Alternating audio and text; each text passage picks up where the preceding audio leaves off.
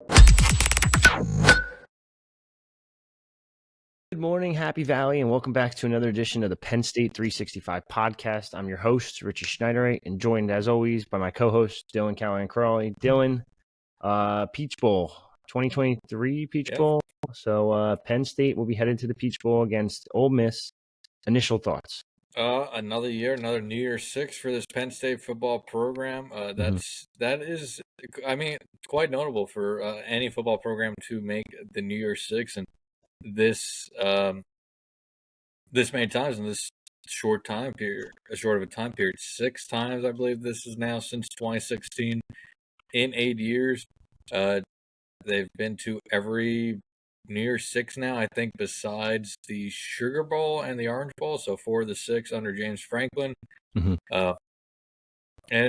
with this game, they have a chance to be the first program in college football history to win all 6 New Year's Six bowl games, which is, quite impressive as well. That A, that hasn't happened yet, and B, that they can be the first program to do so. And if they do so, they would have won 4 of the 6 under James Franklin. Now, of course, they won 5 of 6 under Joe Paterno, but the fact remains that in these games, Penn State played really well under James Franklin, including last year in the Rose Bowl. Their only loss was, that 52-49 loss to USC in 2016. But yeah, I think this is an exciting matchup for Penn State fans and college football fans across the country. It's an exciting matchup for us. Lane Kiffin is a character, to say the least. That's an exciting offense they run down there, and I think Penn State's the better team on paper. I think Penn State, I'll probably pick Penn State to win this game, but very, very intriguing matchup, I think. We were thinking that this was going to be Penn State maybe versus Georgia or Alabama, or Penn State versus the Group of 5 representative. Ole Miss was a little bit of a nice surprise for Penn State. Yeah, I think a lot of things definitely took a turn when Florida State didn't end up making the college football playoffs, so then everything went completely out of whack. But it's a good matchup. Both teams are kind of in similar boats where they're both 10-2 and they both lost to the top 2 teams in their conference. So like Penn State's lost to Ohio State, Michigan. Ole Miss has lost to Georgia, Alabama. Ole Miss has the better offense. Penn State has the better defense. But the offense thing, I guess you can kind of go back and forth with, because Penn State wasn't explosive, but they still had good numbers. Yeah, and it's going to be intriguing to see what Penn State's offense can do in this bowl game with a full month of preparation. Now, it will be Jaywan Sider and it'll be Ty Howell calling the plays still. But we saw what they could do in their second week of working together as OCs, co-OCs in the Michigan State game, and it was really impressive. Yeah. Now they'll have a month to put something together for Ole Miss, so I'm going to be very intrigued to see what they can do in this. And they'll have, Andy Koltanicki as well, I'm sure, providing some insight of, maybe things he would do here and there. But it'll be very intriguing to see what this Penn State offense could be on December 29th.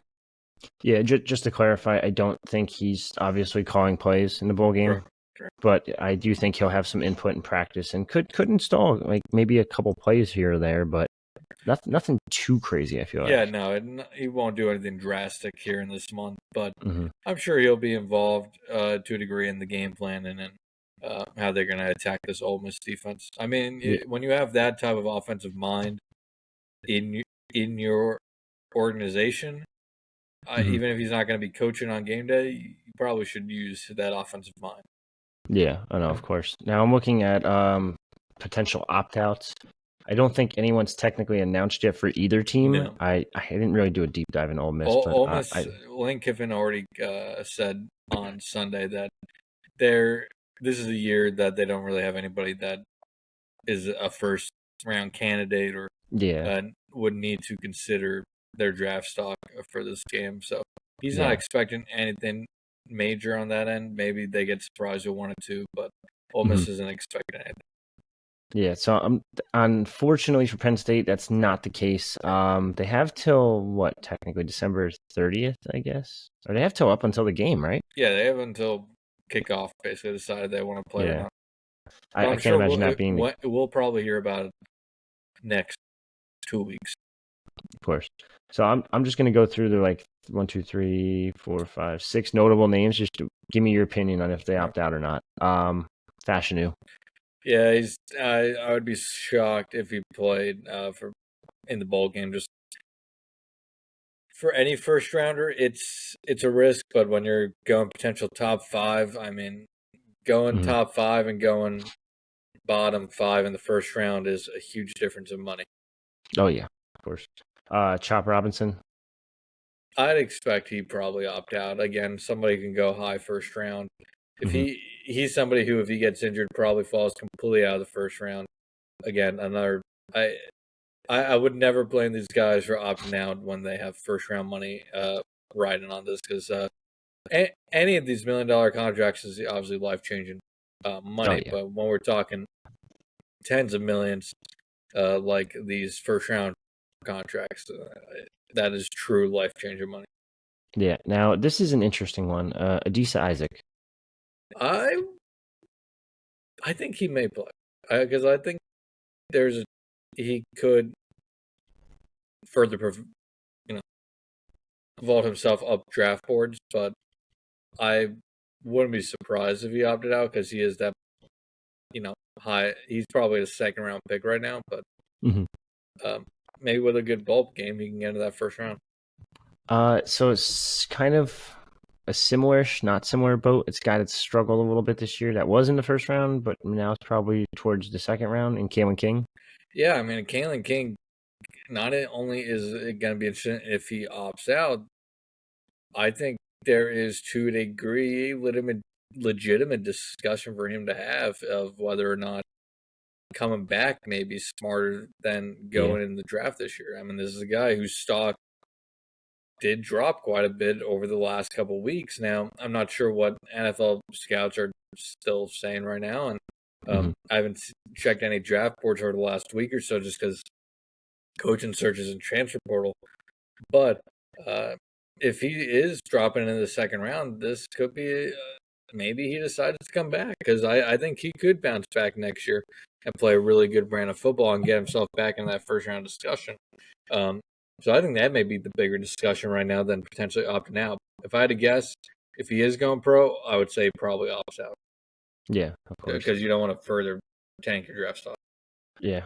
Theo Johnson. I feel like that's an interesting one. I think he probably plays. Yeah. Yeah, I think I do think he gets drafted, though, obviously. Yeah, I think he could get drafted as high as the second round. Probably third round, but I think right now I'd lean towards him playing. Okay. And then last one I got for you is Curtis Jacobs. I'd also probably lean towards him playing, just because I think he's one of those guys like Adisa Isaac that can continue to propel his draft stock up boards. I mean, this is a guy we've said it multiple times since the offseason. There is talk from some NFL executives that he could be a first round pick.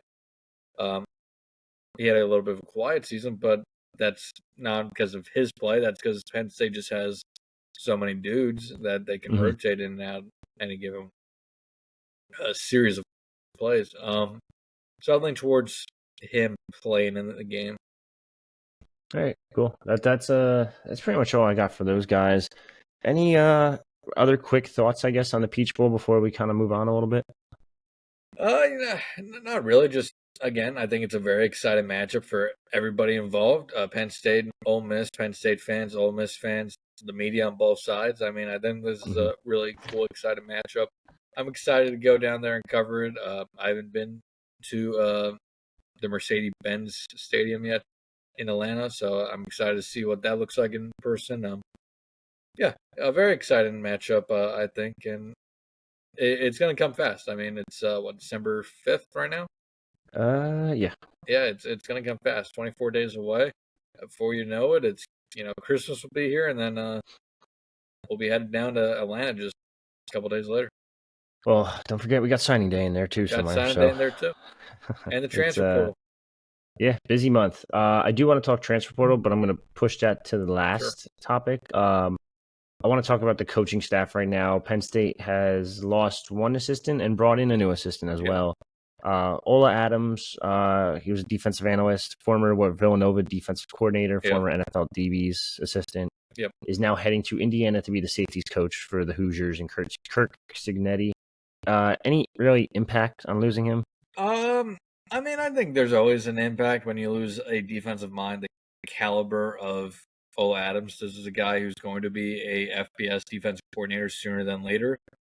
I would not be surprised if this is, just a pit stop for him before he maybe even returns to Penn State down the road.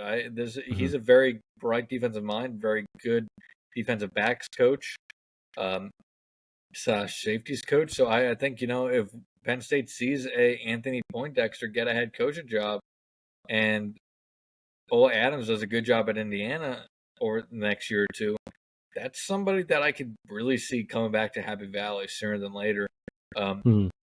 But as you know, this allows him to get his feet wet in the Power 5 in the Big Ten. And, if he comes back to Penn State down the road, it's beneficial for Penn State. If he ends up going elsewhere, that's fine. It's no, no hard feelings, no love lost there. Yeah, I think it's a good opportunity for him, good fit for him. And, I like so. I think there's a chance he's back down the road, depending on how the coaching staff changes.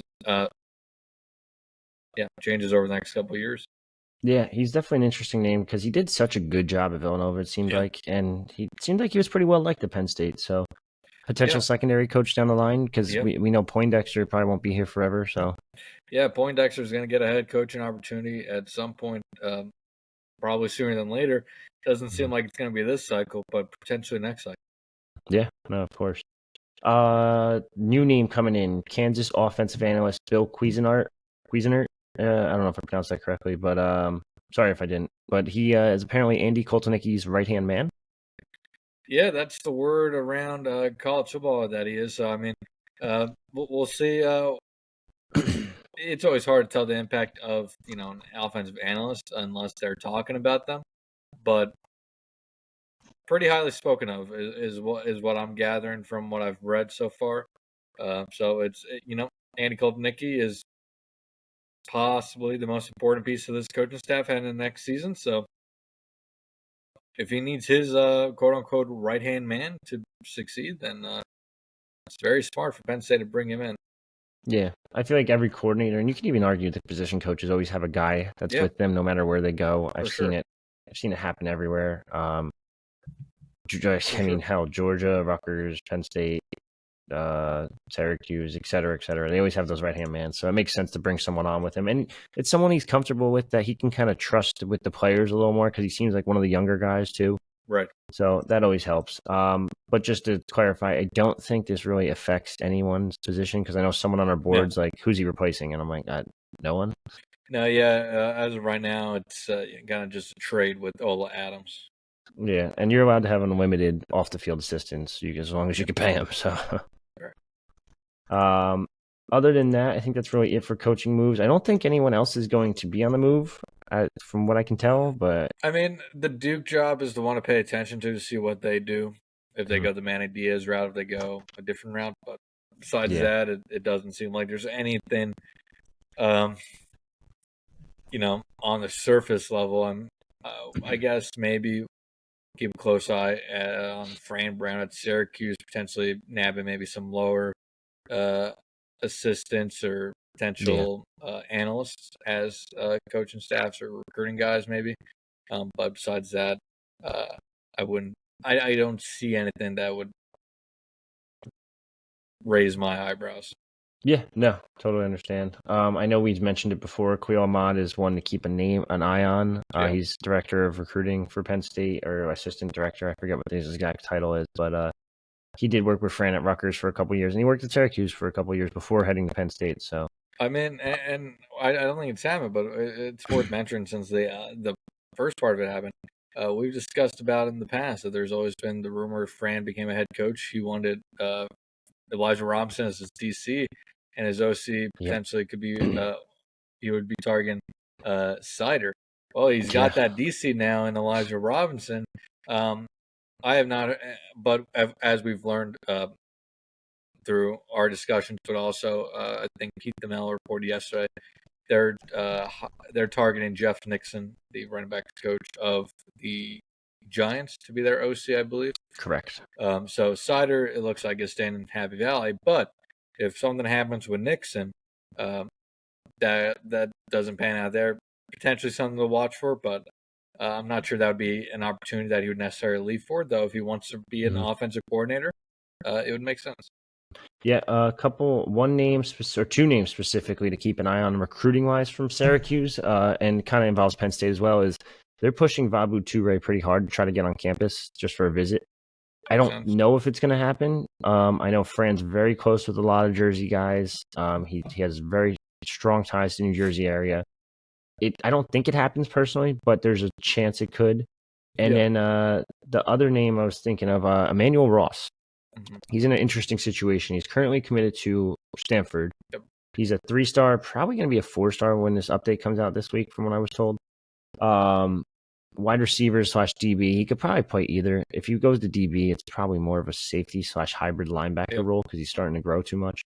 But regardless, he's a stud. Like, he's a very good player. He's working out with Penn State to schedule an official visit. He'll be at Syracuse this weekend. He's committed to Stanford, so there's a whole mixture of a lot of stuff going on right there. Yeah, and I think just going forward, Syracuse, I don't think they're going to threaten Penn State for a lot of guys. I think Penn State's still going to get the guys they want. But I think Syracuse could cause some frustrations here and there with some guys. Of course. I don't think keep recruitments open a little longer than Penn State would like. Those type of things. Yeah, they don't have the NIL backing per se, but they do have some NIL, so they will be a pain. But I don't think they'll, like, if Penn State wants a guy for the end of the day, I think they still get that guy. They may cause some headaches here and there, but they're not going to be causing any migraines per se. No, it's a good analogy. Other than that, we're talking transfer portal. 2 Penn State names have entered the portal, in Christian Driver and Alex Bacchetta. Any real surprise there? No, I wouldn't say so. It sounds like Riley Thompson does have a year of eligibility left. I know that was a big question mark coming into the year because of the Australian colleges and all that. But it does sound like Bacchetta has another year, which would make sense that he's going to be the starter next year again. I don't think it was promised to him, but right on the wall type thing there. Bacchetta just hasn't panned out at Penn State. Was one of the top punters in the country coming out of high school. And he'll find a spot to punt at. I'm sure he'll head back south probably. And I still think he has a chance to be a good punter. Just consistency has to be better going forward. Christian Driver, maybe a little surprised because he only was at the wide receiver position full time for 1 year. But again, if he can see the writing on the wall that it's not going to pan out, he's not going to get playing time, then you might not, and you want to play. There's no reason to waste your time and stay somewhere you're not going to play if that's what's important to you. And so, I'm guessing he'll head back to Texas or somewhere in the South as well. But I wouldn't say surprised on either level. I think Penn State, needs to revamp that wide receiver room to a degree this offseason, to say the least. So I wouldn't be surprised at any wide receiver transfers really this offseason. Yeah, that's fair. Now, talking about potential transfers there's only been 3 offers sent out so far, and one of them's already committed to Arkansas and Keyshawn Blackstock. But it seems pretty obvious they want a wide receiver, and they seem to want an offensive lineman as well. Just starting with Jamori Macklin. I know we've talked about him previously on the pod. North Texas guy, cousin of Jeremy Macklin. What else can you tell me about him? Yeah, it's somebody we're really paying attention to. Penn State, we know, is very interested in Macklin, and so there's quite a few colleges. I would watch for a potential visit happening this week. Nothing confirmed yet as if it's happening or not, but I know they are trying to get him on campus as soon as this weekend. All right, awesome. They also offered Alan Herring, a shorter university, which is D2, offensive tackle, and I believe you reported a couple days ago that they will be hosting him. He's on campus this weekend for an official visit. So yeah, I mean, it's obvious Penn State wants to shore up some things on the offensive line, which makes sense. They're losing a couple pieces most likely this offseason. Mhm. So getting a couple depth, even if they're just end up being depth, is huge. More competition in there. So I definitely see them taking an offensive lineman or two this offseason. And I think wide receiver obviously is a big one as well. Kicker, they're going to need to find a kicker. And we have a full list of positions to watch up on Happy Valley Insider as well. I was going to say that there's actually one more offer I forgot, and then also a interest for a kicker. I'll start with the offer. It's a wide receiver from Washington State, Josh Kelly. He's actually currently at South Bend for a Notre Dame visit at the moment. But 61 catches for 923 yards, 8 touchdowns in the Pac-12, which was a very good Pac-12 this year. Yeah, I mean, he's coming out of a pass-heavy offense. You know he can catch the ball consistently. That's the thing, and get open. And I think that would be a really nice fit with Andy Koltanicki. But yeah, we'll see if he gets away from South Bend this weekend without committing. That's a big one. And then we'll see if he gets a visit to Penn State as well. Yeah, and then the other name I have listed here is Ryan Coe. He's a kicker from North Carolina. Doesn't seem like Penn State has offered yet. He's got a couple offers in the portal from smaller schools, but it does seem like they're very interested. And like you said, they need a kicker. Yeah, Alex Falcons, was phenomenal this year, kind of unexpectedly too. He went from a guy who was kicking made under 70% of his kicks at Columbia, and then comes to Penn State and becomes one of the better offensive coordinators. Sorry, one of the better kickers in the entire country. I saw on Twitter something about Eric Bieniemy with the Commanders. So that's why I said offensive coordinator. But no, you're good. Alex Falcons, one of the better kickers in the Big Ten this year after being pretty inconsistent at Columbia. So that was, a credit to Stacy Collins, especially for finding him and then, developing him even further.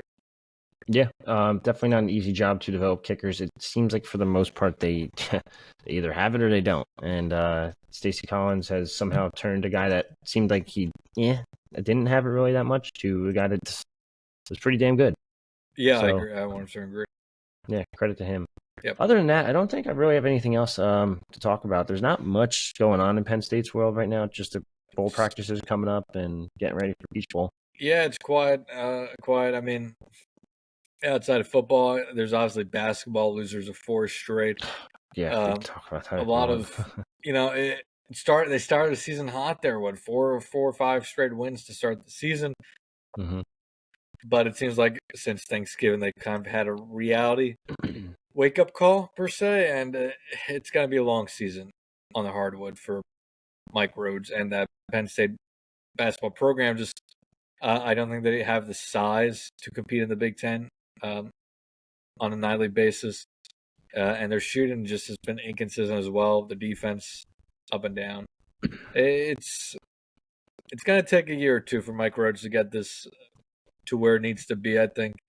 And Penn State fans are going to need patience. That being said, at the same time, while the roster is, going to need to be improved drastically over the next few years, a loss to Bucknell is still, to a degree, pretty unacceptable.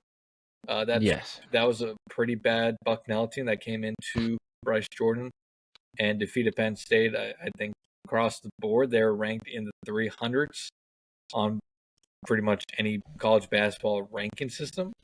So, I mean, that's pretty. That's one of the worst losses in program history, all things considered. Yeah, they were 266 in the latest net rankings that came out the other day. To put it in context, Penn State's now 169 in the net. And they probably were going to be a little bit higher before the 4-game losing streak. Yeah, I mean the three of the 4 losses are acceptable. Like A&M's a good team; they're ranked top 15. Yeah, Butler's ranked top 40ish. VCU, that one I'm kind of indifferent on. I know they're 139 in the net. I don't think Penn State should have lost that one. I think that, especially because he rated that entire team, and if the guys he didn't rate ended up leaving VCU anyway. Yeah, that's Yeah. It's like I said, reality check for the program. I still think Mike Rhodes has a chance to, do a really good job Penn State, but this first year probably going to be ugly, like a lot of people expected. I wasn't a full believer in that, but yeah, I think they're going to struggle in Big Ten play after watching them the last so far this season. Just not sure they have the size right now to compete, the physicality to compete right now against Yeah. Big Ten teams. Well, the good news is they get arguably the worst Big Ten team tomorrow against Maryland. It's in Maryland, so that makes it a little bit tougher. But Maryland's arguably it's either Maryland or Minnesota, I guess. It's probably Minnesota, but Maryland's right there. They're pretty bad too this year. Yeah, I haven't actually been able to see much of Maryland just yet, but Minnesota, is pretty rough. They have, the Gophers have Dawson Garcia basically right now. That's about it. Yeah. But yeah, I mean, you look at Maryland on ESPN BPI, 72, just one spot ahead of Penn State in the Big Ten. But yeah, they have the worst net for what it's worth at 210. Yeah, the 4-4 Maryland team. This game, of course, coming up on Wednesday. Maryland losers in their last game out against Indiana. 1-3 straight before that, but anytime they have faced a quality opponent this year, they've struggled so far. Yeah, they had lost to UAB also as well. So Yeah. I mean, not like Bucknell's much better, so it doesn't matter, I guess. But it's battle of the bad Big Ten teams this year, I guess. After that, it gets really tough. I'm looking at that schedule, and it's like, I mean, I shouldn't say it gets really tough. It's Ohio State who's tough, Georgia Tech who's pretty decent, and then Georgia Tech actually just defeated Duke, and then 2 easy cupcakes, and then Big Ten play. It's a grind. It's a fight every day of the week, and you're opening the season away, neutral, home, away, home, away, home, away, away. Like a lot of away games. Yeah, like, I mean, Northwestern is a team that just upset Purdue. I mean, there's no easy games on this Big Ten any season, but especially this season. Minnesota, not great, but still improved from the last few years as well. I mean, this is going to be a tough grind for Mike Rhodes and the entire program this season. I wouldn't even know where to project their record right now. It could be it can be ugly. But that being said, I mean, I think the hope for Penn State fans to look at is a team like Ohio State, who is considered this year to be who's going to be a tournament team. People are expecting them to make a potential deep run in the tournament, but this was a team last year that went 16-19. It's not like they were, world beaters last year, and the year before. So I mean, Penn State's probably not going 16-19, but Ohio State went from missing the tournament completely to being a potential tournament, not favored, but a top contender come March. For context, Ken Palm I'm looking at right now has them 11-20 on the year, which is pretty brutal. It sounds about right. Yeah, that's and what they're at 5 wins already, 4 wins. They're at 4 currently. So Lemoyne, Ryder. So 6 more wins this year. Yeah, 5 wins in conference. They have them winning, which it's gonna be tough. Yeah, they have to turn something around or just change it up. It's just not a good look at the moment, but we'll see, because sometimes those defensive teams that like Mike Rhodes has had in the past, if he could somehow get some defense out of these guys, like, you never know. Yeah, and I do wonder too, and before we wrap this up, I do wonder too if perhaps it kind of was like a snowball effect after that Texas A&M loss. First time they dealt with adversity this year. They have to come back, face a good Butler team, lose to Butler, come back. Well, VCU after that.